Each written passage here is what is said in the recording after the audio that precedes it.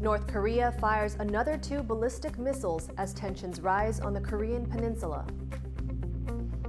Campaign season is heating up in central Taiwan, with a rift in the KMT and the DPP pushing to flip the region. Taiwan's shrinking population leaves a growing number of schools with no choice but to close. Plus, going civilian. After more than 80 years, a controversial institution in Taiwan's schools is finally on its way out.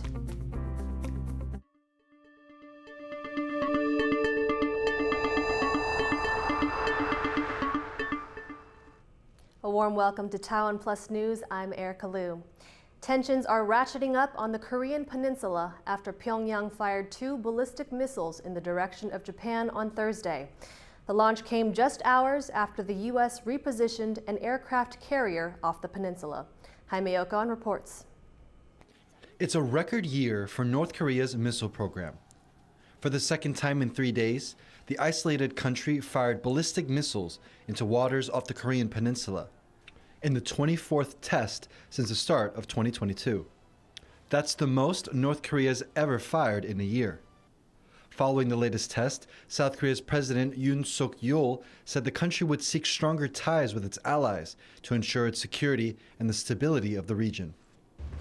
국민들께서 걱정은 되시겠지만 우리 정부에서 강력한 한미 동맹과 또 한미일 안보 협력을 바탕으로 국민의 생명과 안전에 빈틈없이 다 잘 챙기겠습니다. Just 2 days prior, Pyongyang fired an intermediate-range ballistic missile over Japan, the first time it's done so in 5 years. Within hours, the United States and South Korea responded with military drills, launching missiles to showcase their own precision strike capabilities. The U.S. also repositioned a nuclear-powered aircraft carrier closer to the region.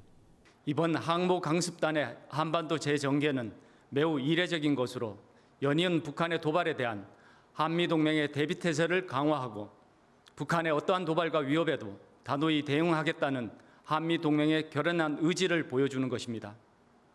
At a UN Security Council meeting on Wednesday, the U.S. accused Russia and China of enabling North Korea or the DPRK to conduct such tests. The DPRK has enjoyed blanket protection from 2 members of this council. These 2 members have gone out of their way to justify the DPRK's repeated provocations and block every attempt to update the sanctions regime. Russia responded by accusing the U.S. of provoking North Korea with its own military intimidation. Очевидно, что ракетные пуски Пхеньяна являются следствием проводимой вокруг этой страны недальновидной конфронтационной военной активности Соединенными Штатами Америки, которая бьет как по их же партнерам в регионе, так и по ситуации в Северо-Восточной Азии в целом. In the past 2 weeks, North Korea has conducted 6 missile tests. Analysts say that it could be gearing up to test a nuclear weapon, which it hasn't done since 2017. And beyond the Korean Peninsula, this would jeopardize regional security. As Naya Zhou and Jaime Ocon for TaiwanPlus. The U.S.-Taiwan Defense Industry Conference in Washington, D.C. has ended, with experts calling for further joint military cooperation between the 2 sides. We need much more substantive training in the U.S.-Taiwan relationship, and that is going to happen. We're not quite sure how it's going to look, but as time progresses, we're going to see far more communication and training between the 2 sides, and that's a great development. According to a report in the New York Times, American officials are looking to build a, quote, giant stockpile of weapons in Taiwan so that the island could defend itself if China blockaded it as a prelude to an invasion. The Times says the U.S. is determining what weapon systems are most appropriate, with a preference for smaller, more mobile arms that have proven effective in Ukraine. The opposition Kuomintang is scrambling to contain a high-profile political fallout in the central county of Miaoli. With less than 2 months to go before Taiwan's local elections, campaigning is heating up, especially in the central region, which is dominated by the KMT. But as Erika reports, Taiwan's ruling Democratic Progressive Party is looking to change that. dissent in the ranks. In central Taiwan, the incumbent opposition Kuomintang Miaoli magistrate has publicly supported an independent candidate. Xu Yaozang is not up for re-election, but the KMT's Miaoli office has recommended expelling him from the party. 由中央的考纪会再来做出决议，那当然也会参酌过去的相关的案例因为他毕竟不是本人违纪参选这个情节是跟本人违纪参选是不太一样的。The top political post in Miaoli has never been held by the ruling Democratic Progressive Party, and all 5 cities and counties in central Taiwan are currently led by the KMT. But the DPP is hoping to make headway in the region, with the country's president, who also serves as the party's chair, leading the calls for change. 过去4年，许多中台湾的乡亲都感到地方建设是停滞了，社会福利是缩水了，年轻人口是外流了。所以我们这一次要翻转中台湾。But even with the president's backing, that is likely to be an uphill battle. The KMT swept the region in the last elections. Andy Xue and Erika Liu for TaiwanPlus. A cross-party delegation of German lawmakers visiting Taiwan has said the war in Ukraine shows democracies must support each other in the face of authoritarianism. Members of the German delegation made the comments to reporters on the final day of their 5-day trip to Taiwan. While here, they've met with senior government officials as well as politicians from the opposition Kuomintang. Delegates added that despite differences in opinion on foreign policy in Berlin, there is consensus that military intimidation is not acceptable. China has undertaken a series of large-scale military exercises around Taiwan since the U.S. House Speaker visited Taipei in August. Berlin has taken a stronger stance on China after a new government entered office last year. But analysts say tension remains over how to balance ties with Germany's most important trading partner. And how have the senior echelons of the German government been receiving your trip to Taiwan? Ich würde gerne mal unterstreichen, dass es eine Parlamentarierdelegation ist. Und der Vorteil in Demokratien ist, dass Parlamentarierinnen und Parlamentarier auch teilweise unabhängig von exekutiven diplomatischen Beziehungen handeln können. Es gibt eine vom Parlament verabschiedete Resolution, dass wir möchten, dass Taiwan wieder in die WHA aufgenommen wird. Es gibt die Bemerkung im Koalitionsvertrag. Ich glaube, all das, wenn Sie das korrekt lesen, wird Ihnen zeigen, dass Parlament und Regierung durchaus auf einer Linie arbeiten, aber halt mit unterschiedlichen Instrumenten. Taiwan's Supreme Court on Wednesday handed down final sentences to 9 people involved in the killing of a police officer outside a Taipei nightclub in September 2014. Husband and wife Zheng Weihao and Liu Xingtong were given 8 years in prison for inciting a mob which beat police officer Xue Zhenguo to death. 7 others received jail terms between 7 and 10.5 years. In the early hours of September 14, 2014, the couple and an associate had an altercation with the security personnel at Spark nightclub.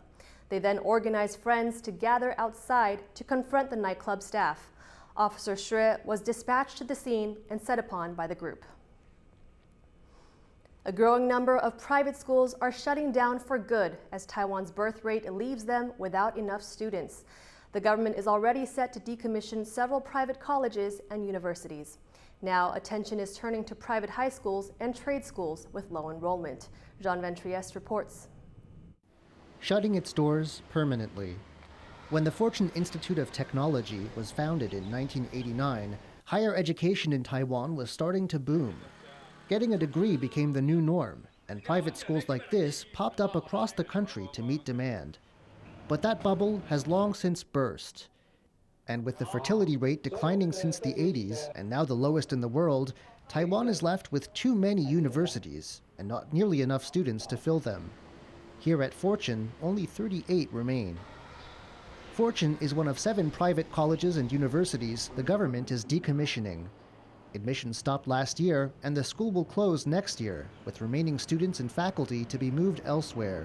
明年的4月前，像他们相关的这些学分等能够完成他就会在原校来毕业。那对于因为还在其他年度来就学的同学，那我们目标是在这个寒假调查学生的意愿。And it isn't just private universities shutting down. Private high schools and trade schools are also struggling with low enrollment. The head of the K-12 Education Administration, Peng Fuyuan, thinks more than 20 could be shuttered, but that figure could be higher, and the Union of Private School Educators is calling for more transparency. 让社会知道学校的办学状况以免考生再误入这个地雷学校。 The committee in charge of decommissioning schools has yet to make a decision about how many more schools will be shut down. But as Taiwan's population declines, the closure of schools is a trend that can only accelerate. Damon Lin and John Van Trieste for TaiwanPlus. Taiwan's allies are speaking up for the country at the United Nations. 10 countries with diplomatic relations with Taiwan have sent a letter to UN Secretary General Antonio Guterres. They're calling on him to take immediate action to address Taiwan's exclusion from the global body. Taiwan has trouble participating in UN agencies because of pressure from China. Beijing claims Taiwan and says it speaks for its people, despite not ruling the country. On the same day, ally nations Belize, Eswatini, and Tuvalu also spoke out at a meeting of the UN's civil aviation body in Montreal, Canada. They say Taiwan, which wasn't invited to the meeting, should also be allowed to participate in the International Civil Aviation Organization because, quote, no country should be left behind. Taiwan's southern port city of Gauchong has opened a new section of its light rail line. The new track travels through an avenue of trees and brings the total length to 17 kilometers. The circular light rail project is on course to be completed by the end of next year, when it will stretch for 22 kilometers and with 37 stations.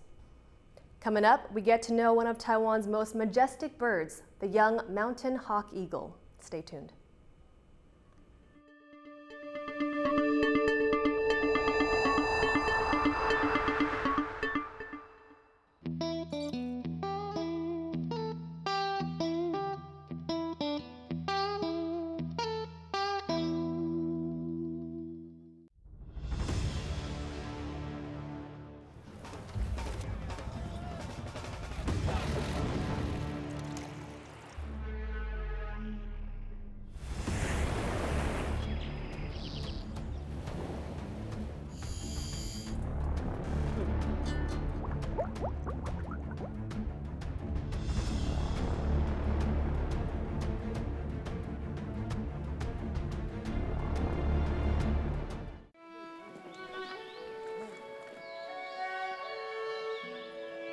今天台湾人要了解的是，我们跟这片土地关系里面，它是跟你的生命的根源息息相关。像这个红冠、扁柏等等，他们都是台湾的神明。长期以来，我一直误以为我在抢救山林，直到最近10年来，我才了解，我从来没有抢救山林。而是山林从来在抢救我们。我们的地球46亿年来，我们就是它的一部分，它就是我们共同的灵魂，流传在我的血液中，也流动在树叶当中。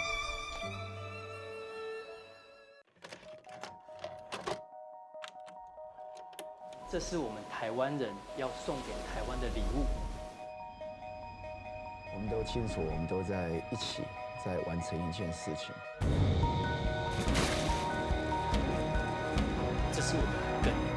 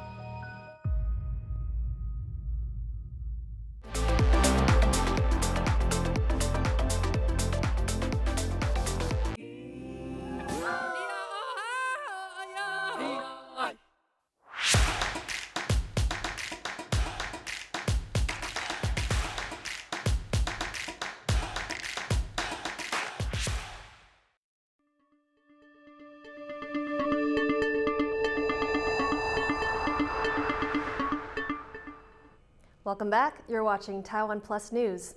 The president of the Pacific island country of Palau has arrived in Taiwan for an official state visit. President Saranjol Whips Jr. is in Taiwan to attend the National Day festivities on October 10th. Palau is one of Taiwan's 14 remaining formal diplomatic allies. He last visited the country around a year and a half ago. Taiwan's President Tsai Ing-wen welcomed Whips with full military honors at Liberty Square in Taipei.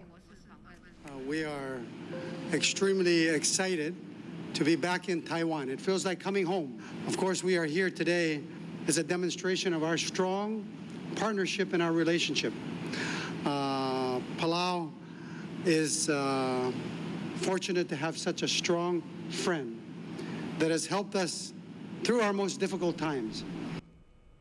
The production value of Taiwan's semiconductor industry is expected to grow this year, despite slumping global demand for high-tech devices.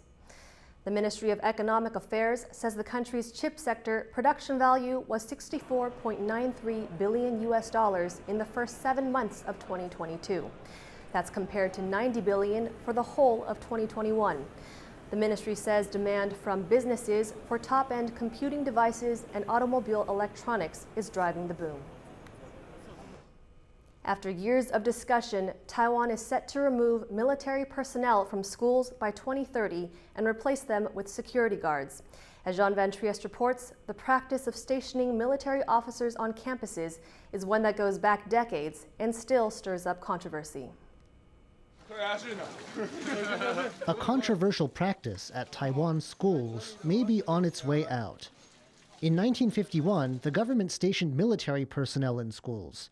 Taiwan was under martial law then, and their role was to oversee mandatory military training for students and spread government ideology. In today's democratic Taiwan, their job has more to do with keeping order and making sure students don't get into trouble. 学员大概一个可能眼神，或者是一个动作，那或是一些身上的味道，其实一闻，他们其实就马上可以知道是这个学员有没有去做吸烟。But there are still 1,900 of them. And while their supporters see them as more capable and dedicated than security guards, their detractors see them as a relic of authoritarianism. Plans to replace them with security officers are underway. 陆陆续续进来的，他们慢慢加做经验传承，慢慢就会学务创新人就会慢慢取代，就是发挥教官原本的功能。 But these plans have been delayed. They were supposed to be decommissioned in 2021. But that was extended to 2023 when the military added 2 years of service for officers. Now there's a new date. 如果他没有提早退，也没有考虑晋升的关系，大概2030差不多就退完了。 Which will mean that after nearly 80 years, Taiwan schools will be in purely civilian hands. James Rayner and John Van Trieste for TaiwanPlus. U.S. President Joe Biden has urged action to tackle climate change after surveying the damage done by Hurricane Ian in the state of Florida. I've been to a lot of disaster areas in the last couple months, last 6 months. You know, more fires have burned in the west and the southwest, burned everything right to the ground than the entire state of New Jersey, as much room as that takes up. And the reservoirs out west are down to almost zero. We're in a situation where the Colorado River looks more like a stream. There's a lot going on. And I think the one thing this has finally ended is a discussion about whether or not there's climate change and we should do something about it. Biden promised to marshal the power of the federal government to help rebuild as he comforted local residents alongside Republican Governor Ron DeSantis. Biden said he and DeSantis, one of his most strident critics, were putting aside politics and working hand in glove on the state's recovery. Hurricane Ian has killed 84 people, and its high winds and catastrophic storm surge has left 2.6 million people without power. 34 people have been killed in a mass gun and knife attack at a children's daycare center in northeastern Thailand. Local police say 22 children are among the victims at the nursery in Nong Bua Lam-Phu province. The attack occurred in the afternoon while the children were sleeping. The gunman was a former police officer who had been discharged for drug-related reasons. Police say the man later returned home and killed his wife and child before turning the gun on himself. China has banned residents from leaving its far western region of Xinjiang over a COVID outbreak. Xinjiang is home to 22 million people. The ban comes after fewer than 200 cases were reported over the past 2 days, all of which are asymptomatic. Outbound trains, buses, and most flights are being canceled. China is the world's last major economy still trying to stamp out COVID, and mass lockdowns are common. Parts of Xinjiang were under lockdown up until last month. Many of its population are from ethnic minorities, including the Muslim Uyghur people. A UN report released at the end of August found evidence of, quote, serious human rights violations in the region. A Japanese journalist has been sentenced to 10 years in prison in Myanmar after filming an anti-government protest. Toru Kubota was convicted of violating sedition and communications laws. He's been given a 3-year and a 7-year sentence, which media in Myanmar says he will serve concurrently. The documentary filmmaker was arrested in July in the city of Yangon after taking photos and videos of a protest against last year's military takeover. He's the 5th foreign journalist to be detained in Myanmar since the coup, along with dozens of local journalists. 政府としましては、ミャンマー当局に対しまして、久保田氏の早期解放を引き続き求めてまいります。また、邦人保護の観点から、領事面会、またご家族への連絡等の支援をこれまでもやってきておりまして、今後ともできる限りの支援を行ってまいりたいというふうに考えております。Taiwan's location on the migration trail means it is a home to a huge variety of bird species, and few are quite as majestic as mountain hawk eagle. We traveled to its habitat in Taiwan's central mountain range to learn more. This is the first flight of a young mountain hawk eagle. In the future, it will become the king of Taiwan's forests and skies. Just 2 months ago, it was still a fuzzy chick, waiting for its parents to feed it with fresh meat they brought back every day.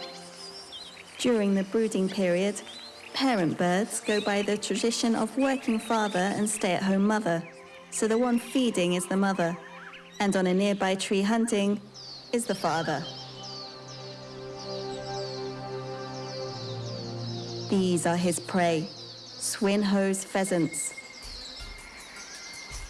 They mainly hunt by air ambushes, so even birds active on the ground, like Swinhoe's pheasants, often become their meals. Mountain hawk eagles like to live in large expanses of primitive forests in mid to low altitudes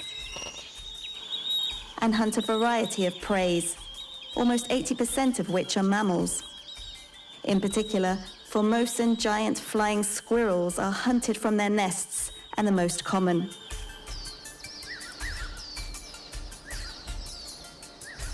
As they are apex predators of the forest, their presence means the forest ecosystem is intact and healthy.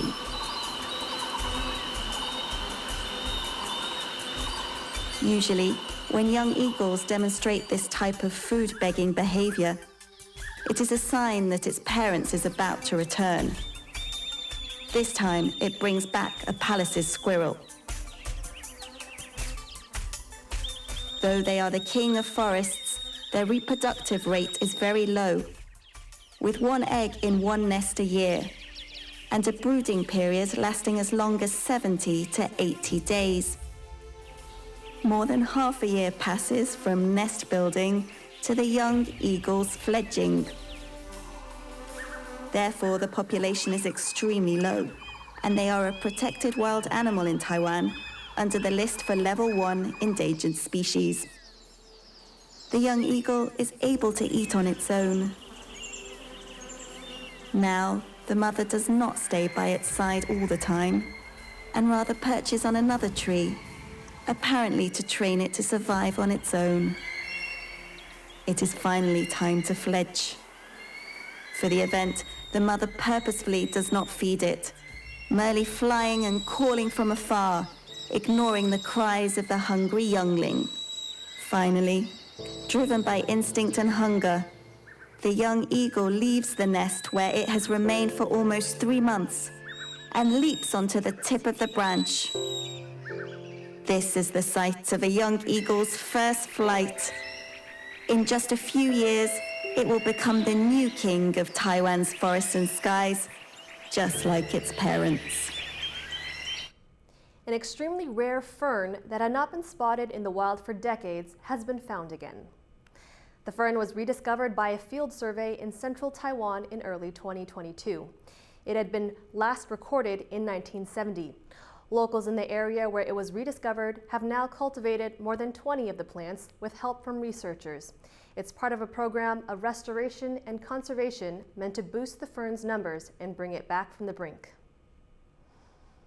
Thank you for watching TaiwanPlus News. Remember to download the TaiwanPlus app for more stories from Taiwan and around the world. Finally, we leave you with images of drone footage of the Basilica Cistern in Istanbul. It's an ancient water storage facility built by the Byzantine Empire in the 6th century. I'm Erika Liu. Take care and see you next time.